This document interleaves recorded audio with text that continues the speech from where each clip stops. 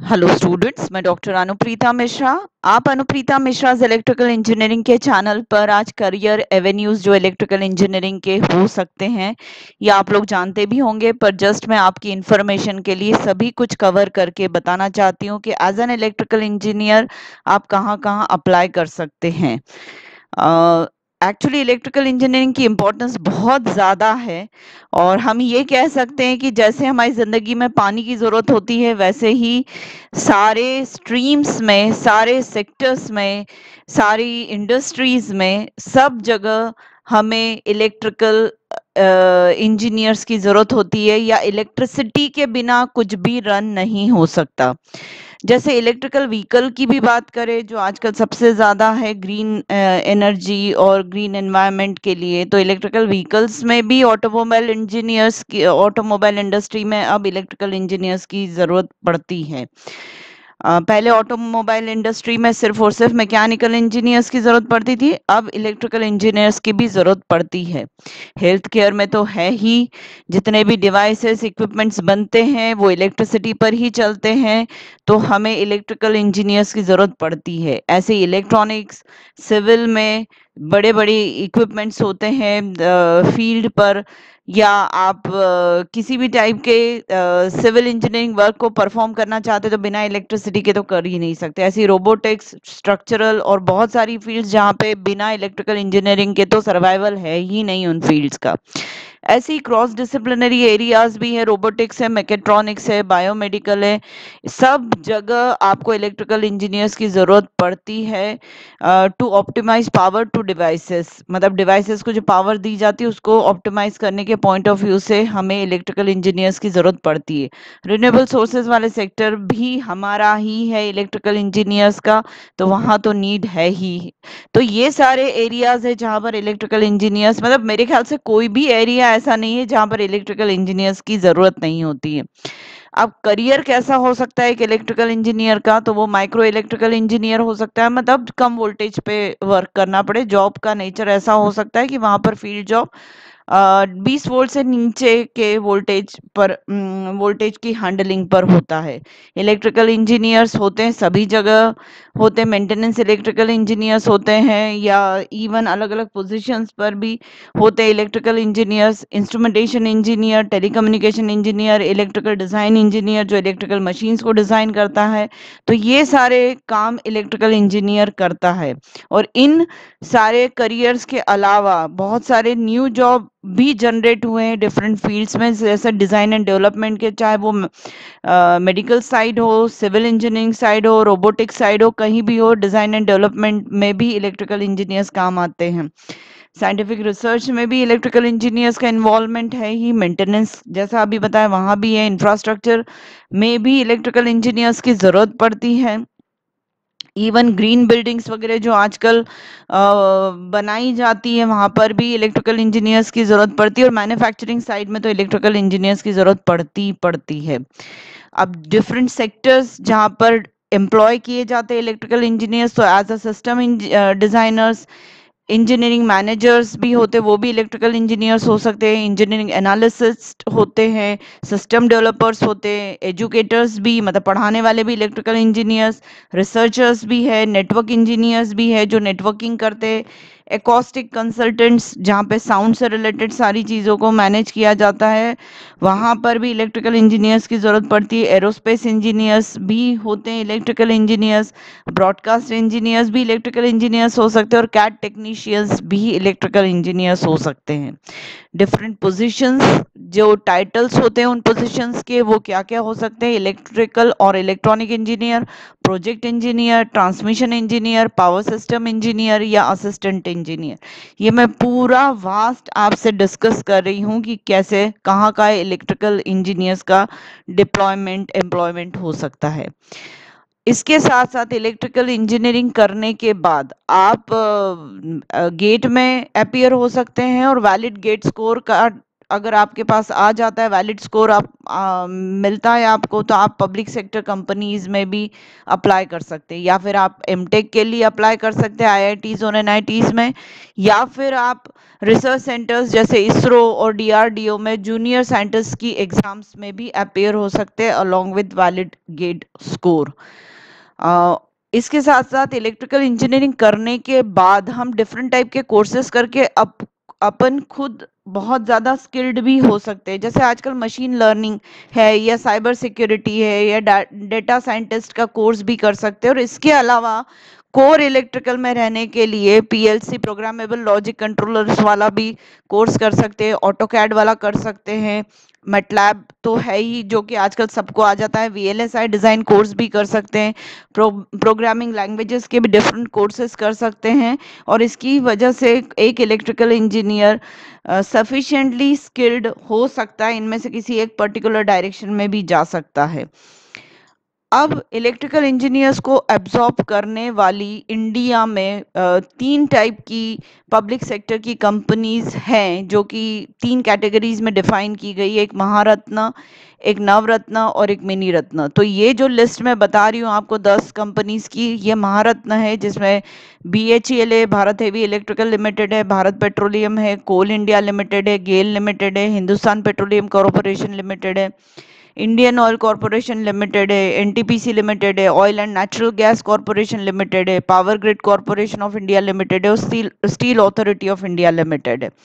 नवरत्न companies भी मैं बता रही हूँ, जो कि भारत इलेक्ट्रॉनिक्स लिमिटेड है, container corporation of India limited है, इंजीनियर्स इंडिया लिमिटेड है, हिंदुस्तान एरोनॉटिक्स लिमिटेड है, हिंदुस्तान पेट्रोलियम कॉरपोरेशन लिमिटेड है, महानगर टेलीफोन निगम लिमिटेड है, और नेशनल एल्यूमिनियम कंपनी लिमिटेड है।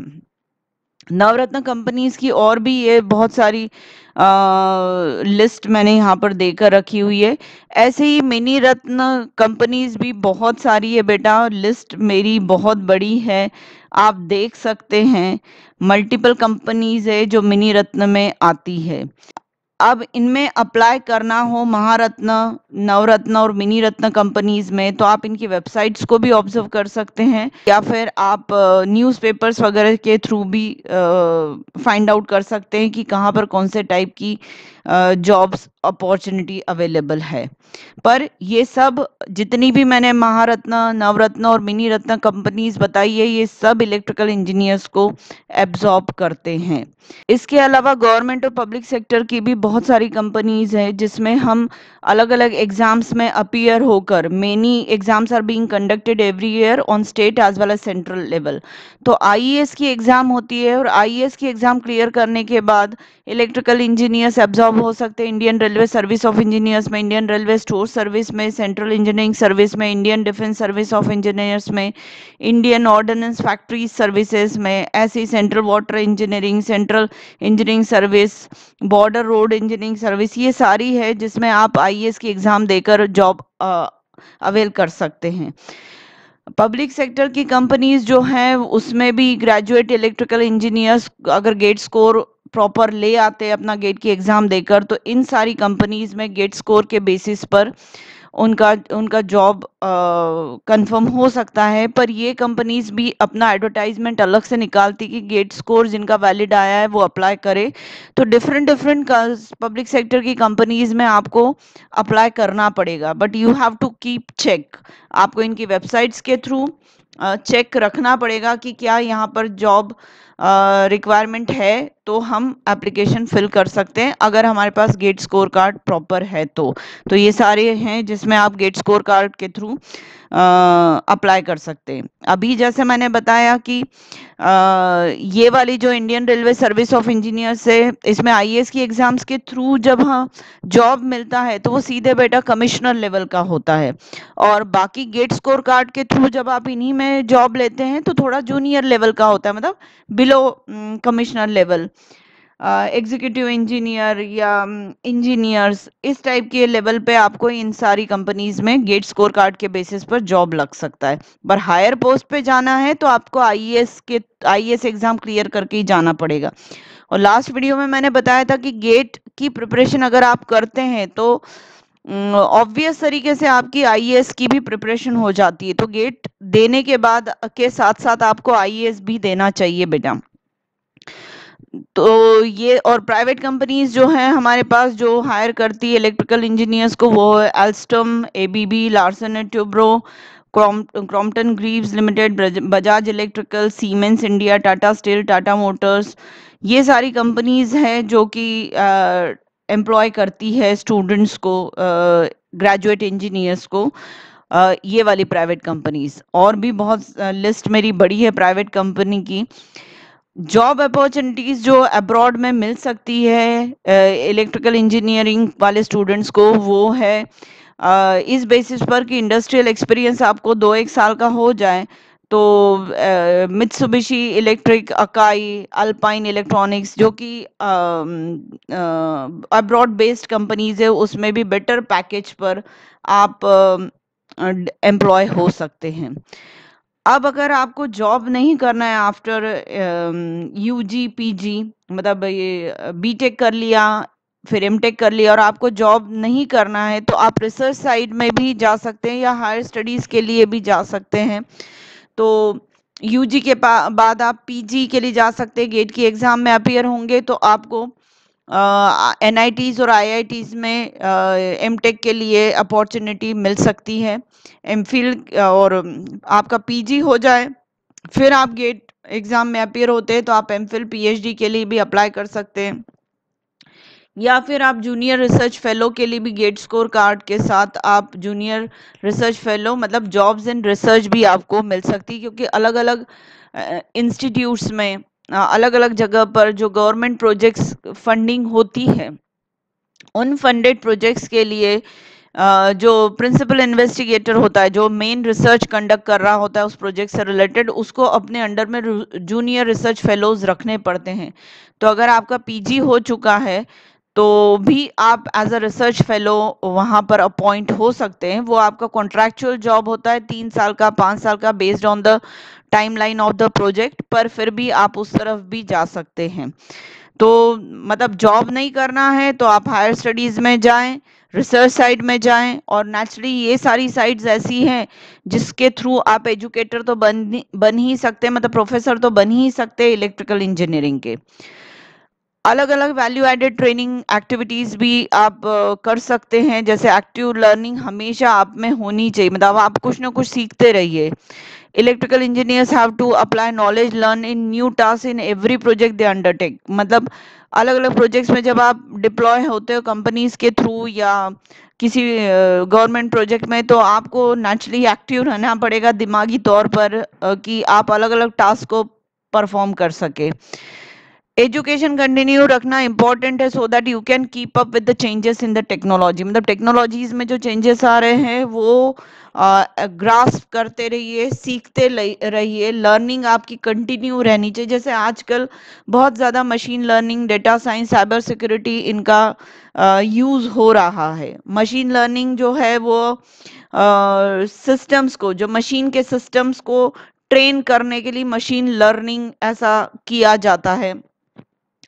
यहाँ पर डेटा साइंस काम आता है बेटा। और साथ में एक और जो मैं साइबर सिक्योरिटी बता रही हूँ, तो साइबर सिक्योरिटी बहुत ज़्यादा इम्पोर्टेंट है पावर सिस्टम में, मेट्रोज के सिस्टम्स में। वहाँ पर साइबर सिक्योरिटी अपने आप में बहुत इंपॉर्टेंट हो जाता है। तो इलेक्ट्रिकल इंजीनियरिंग वाले स्टूडेंट्स अगर साइबर सिक्योरिटी का भी कोर्स कर लेते हैं, उस टाइप की लर्निंग भी कर लेते हैं, तो आपका एब्जॉर्प्शन पावर सिस्टम में भी हो सकता है, पावर ग्रिड वाला जो एग्जाम देकर, और वहाँ पर आपकी जो एक्स्ट्रा स्किल है साइबर सिक्योरिटी वाली वो यूटिलाइज हो सकती है। या मेट्रोज में भी बच्चे जो है यूजी वाले बच्चे या एमटेक वाले बच्चे एब्जॉर्ब हो रहे हैं, क्योंकि मेट्रो डिप्लॉयमेंट इंडिया में मिनिमम 100 सिटीज में तो चल ही रहा है, जो पहली 100 सिटीज जिनको स्मार्ट सिटीज बनाने का काम चल रहा है बेटा।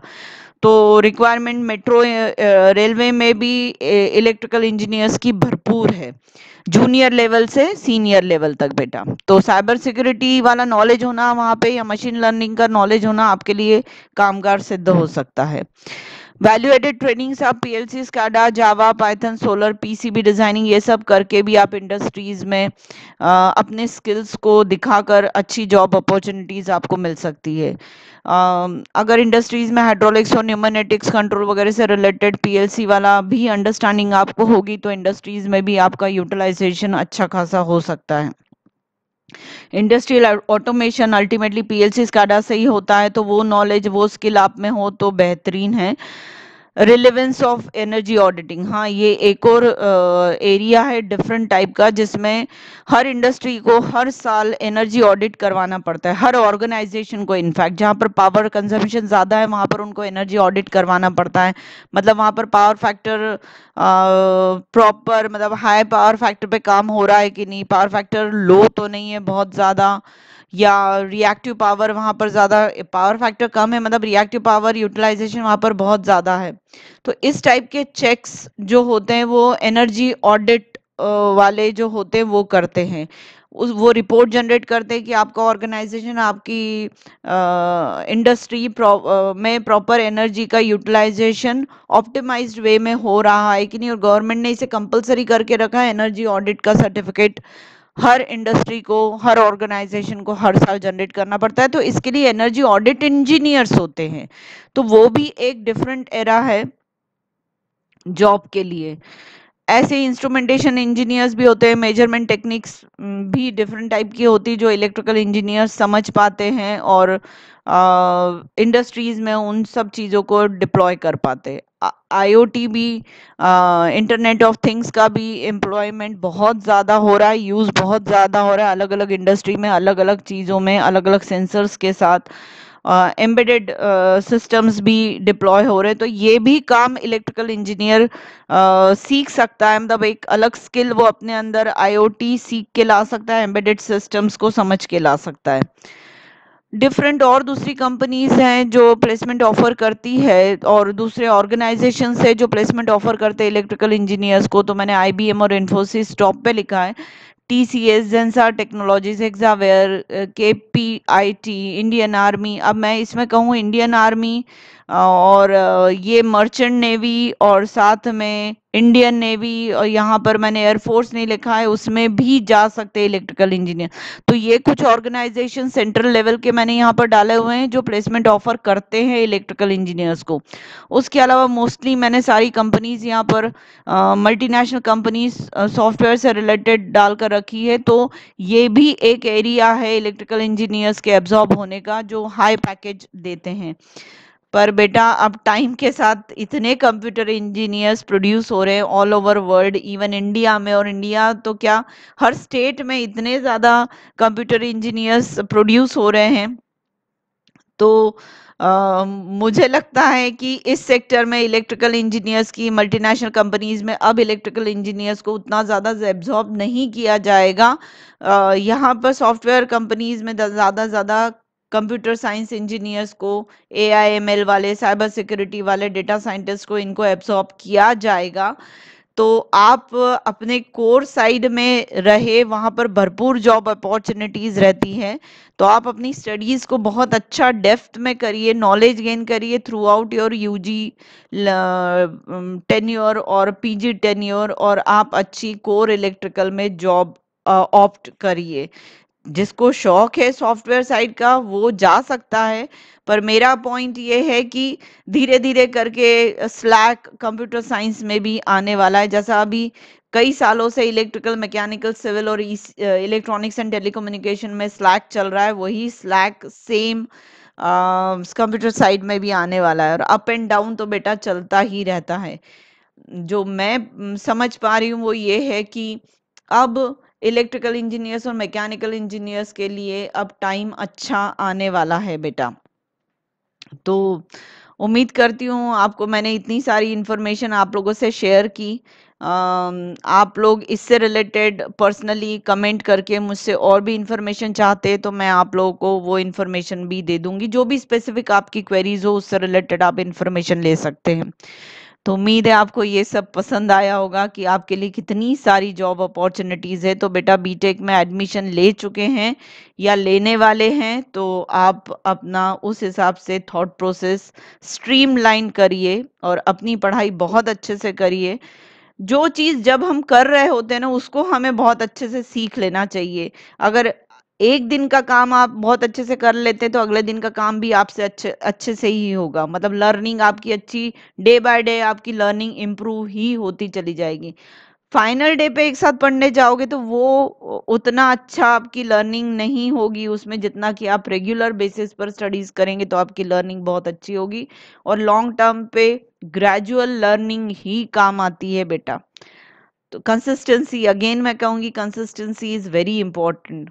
सो प्लीज आप आज के मेरे वीडियो को लाइक कर दीजिए, मेरे चैनल को सब्सक्राइब करिए और ज़्यादा से ज़्यादा मेरे वीडियो से अपने की कॉन्सेप्ट्स जो इलेक्ट्रिकल इंजीनियरिंग के हैं उसे समझिए, समझाइए, ग्रुप स्टडीज़ करिए अपने फ्रेंड्स के साथ जो कि आपके कॉन्सेप्ट को और शार्पन कर देंगे। Thank you.